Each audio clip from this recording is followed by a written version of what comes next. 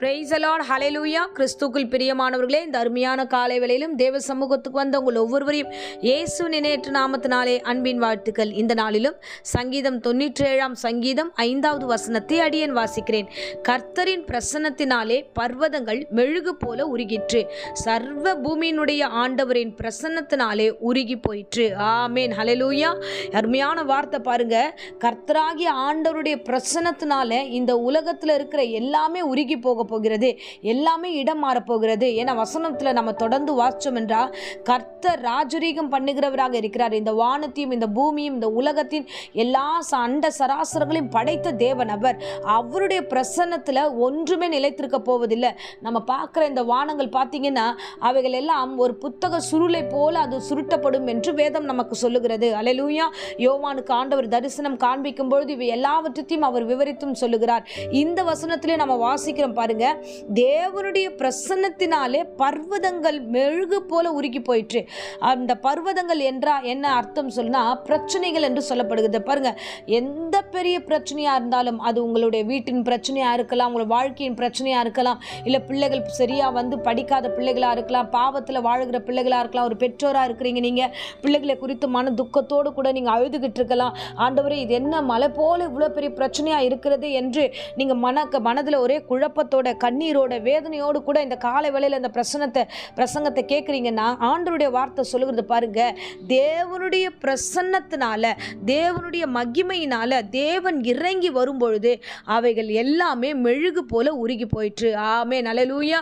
இந்த பர்வதங்களே உருகி போகும் என்றால், இங்க சுற்றி இருக்கிற வானங்களே சுருட்டப்படும் என்றால், இந்த உலகத்தினுடைய எல்லா நிகழ்வுகளும் தடமாறி போகும் என்றால், நம்முடைய பிரச்சனைகள் எம்மாத்திரம். அல்லேலூயா. சோ நம்ம பிரச்சனைகளை குறித்து பெரிதாய் நாம் யோசித்துக் கொண்டிருக்கிறோம், சூழ்நிலைகளை கண்டு நாம் பெரிதாய் யோசித்துக் கொண்டிருக்கிறோம். இல்ல, இந்த பிரச்சனைகளையும் சூழ்நிலைகளையும் கர்த்தர் நமக்கு சாதகமாக, அதை ஆசீர்வாதமாகவும் மாற்ற வல்லவராயிருக்கிறார். ஏன் தெரியுமா? 11வது வசனத்தில் தொடர்ந்து வாச்சோம் என்றால் வசனம் சொல்லுகிறது, நீதிமானுக்காக வெளிச்சமும் செம்மையான இருதயத்தில் உள்ளவர்களுக்கு மகிழ்ச்சியும் விதைக்கப்பட்டிருக்கிறது. சோ நீதிமான்களே, கர்த்தருக்குள் மகிழ்ந்து நீங்க அவருடைய பரிசுத்தத்தை நினைவு கூறுதலை கொண்டாடுங்கள்.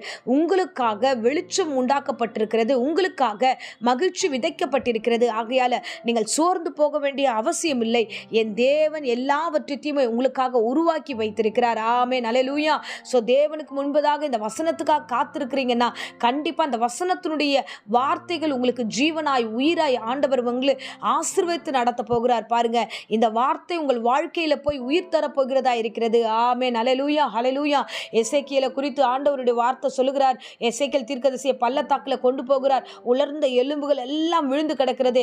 இவர்கள் உயிரடையுமா அப்படின்னு கேட்கும்போது, ஆண்டவரே, அது நீரே அறிவீர் என்று அவர் சொல்லுகிறார். நீ பார்த்து அந்த எலும்புக்கூடுகளை பார்த்து நீர் உயிரடைவாயாக என்று சொல் அப்படின்னு ஒரு வார்த்தை சொல்லும்போது, அந்த எசேக்கியேல் தீர்க்கதரிசி அந்த பள்ளத்தாக்குல நின்று கொண்டு அவர் சொல்லுகிறார், உலர்ந்த எலும்புகள், உணர்வற்றவர்களாக, அவங்க கிட்ட ஒன்றுமே இல்லை. அதை பார்த்து சொல்லுகிறார், நீ உயிரடைவாயாக என்று சொல்லும் பொழுதே உடனே அந்த எலும்புகளுக்கு எல்லாம் நரம்புகள் உண்டாக்கப்பட்டது, சதைகள் உருவாக்கப்பட்டது, தோலினால மூடப்பட்டது, அதுக்கு ஜீவனை கொடுக்கப்பட்டது. எல்லா காரியத்தையும் ஆண்டவர் கொடுக்கப்பட்டு அது மிகப்பெரிய சேனைகளாய் மாறியது. ஆமென், அல்லேலூயா. சோ தேவனுடைய பிரசன்னத்துல எல்லாமே மாறும். தேவனுடைய பிரசன்னத்துல எல்லாமே புதிதாய் மாறும். தேவனுடைய வார்த்தை வந்துட்டா போதும், தேவனுடைய காரியம் வந்துட்டா போதும், எல்லாமே ஒன்றும் இல்லாமல் போகும். அல்லேலூயா. அதுதான் இன்றைக்கு நம்ம அறிந்து கொள்ளக்கூடிய விஷயம். அதுதான் இன்னைக்கு பார்க்கிறோம். தேவனுடைய பிரசன்னம் ஒரு நாள் இந்த இடத்துக்கு வரப்போகிறது. வரும் பொழுது நீங்க பார்க்கிற எந்த காரியமும் இருக்க போவதில்லை, எல்லாம் மெழுகு போல உருகி போகும் என்று தீர்க்க தரிசனமாய் உரைக்கப்பட்டிருக்கிறது. இந்த வார்த்தை இன்றைக்கு ஒரு நாள் போதுமானது. உங்க வாழ்க்கையில எத்தனை பிரச்சனைகள் சந்தித்திருந்தாலும் ஒன்றை தெரிந்து கொள்ளுங்க, தேவ பிரசன்னம் வந்தா மழையே ஒன்றும் இல்லைன்னா உங்க பிரச்சனைகளை ஆண்டவர் ஒன்றும் இல்லாமல் மாற்ற அவராலே கூடும். தேவனாலே கூடாத காரியம் இந்த உலகத்தில் ஒன்றும் இல்லை என்பதை நீங்கள் புரிந்து கொள்ள வேண்டும் என்று இந்த காலை வேளையில கர்த்தர் உங்களோடு கூட பேசுகிறார். ஆமென், அல்லேலூயா. சோ ஆகையால நீங்கள் விதைக்கப்பட்ட ஆசீர்வாதத்துக்காகவும் விதைக்கப்பட்டிருக்கிற மகிழ்ச்சிக்காகவும் நீங்க மன மகிழ்ச்சியோடு காத்திருங்க. என் தேவன் உங்கள் வாழ்க்கையில வைத்திருக்கிற எல்லா தடைக்கற்களும் அவர் எடுத்து போட வல்லவராயிருக்கிறார். கோணலானவைகளை செவ்வையாய் மாற்ற வல்லவராயிருக்கிறார். அவர் பிரசன்னம் வந்துட்டா போதும், எல்லாமே மாறிடும். இந்த பிரசங்கத்தின் மூலமா உங்க வீடுகளுக்குள்ளே கடந்து வருகிறது. இந்த பிரசங்கத்தின் மூலமா காலை வேளையில உங்களுடைய செவிகளிலே கர்த்தருடைய வார்த்தை எங்கும் ஒலிக்கிறது. என் தேவனுடைய பிரசன்னம் உங்க வீட்டை நிரப்பும். தேவனுடைய பிரசன்னம் உங்களுடைய இருதயத்தை நிரப்பும். தேவனுடைய பிரசன்னம் உங்கள் பிள்ளைகளை நிரப்பும். தேவனுடைய பிரசன்னம் உங்கள் வீட்டாரை ஆண்டவர் சூழ பாளையம் இறங்கி அவர் தொடுவார்.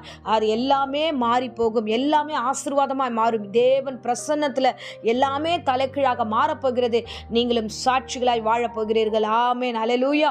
ஸோ பிரச்சனைகளை குறித்து பயப்படாதீங்க, பர்வதத்தை கண்டு பயப்படாதீங்க. எல்லாமே மாறப்போகிறது என்ற விசுவாசத்தோடு அவரை நோக்கி காத்திருங்க. விதைக்கப்பட்ட அந்த மகிழ்ச்சியை நோக்கி ஆண்டவர் சமூகத்தில் களி கூறுங்க. கர்த்தர் பெரிய காரியங்களை செய்வார். இப்பொழுது அடியேன் உங்களுக்காக ஜெபிக்கிறேன். அன்பு ரட்சகா, இந்த அருமையான தருணத்தில் பிள்ளைகளுக்காக ஜெபிக்கிற ராஜா, மலை போன்ற பிரச்சனைகளை பார்த்து ஆண்டவரே கர்த்தாவே அப்பா சோர்ந்து போன ஒவ்வொரு உள்ளங்களுக்காக ஜெபிக்கிறேன். ஆண்டவரே உம்முடைய பிரசன்னம் ஒன்று போதும், இவை எல்லாம் மாறி போகும் என்று, மெழுகு போல உருகி போகும் என்று எனக்கு தீர்க்க தரிசனமாய் சொன்னீர். அதற்காய் நன்றி. அது மாத்திரமல்ல ஆண்டவரே கர்த்தாவே, நீர் பேசின வார்த்தையின்படி மகிழ்ச்சியும் ஆண்டவரே அப்பா இந்த பிள்ளைகளுக்கு ஆண்டவரே வெளிச்சமும் வைத்திருக்கிறேன் என்று வாக்கு கொடுத்தீர். அந்த வார்த்தையின்படியே ஆண்டவரே நிலைநிற்க பண்ணுங்க, ஆசீர்வதிங்க, வழி நடத்தும்.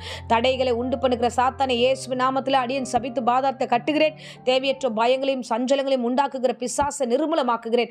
ஒவ்வொரு வீடுகளிலே கர்த்தருடைய வல்லமை கடந்து போகட்டும், கர்த்தருடைய பிரசன்னம் கடந்து போகட்டும். உம்முடைய பிரசன்னம் உள்ளே வீட்டிற்குள்ளே இறங்கி எல்லாவற்றையும் சமாதானமாய் மாற்றுங்க.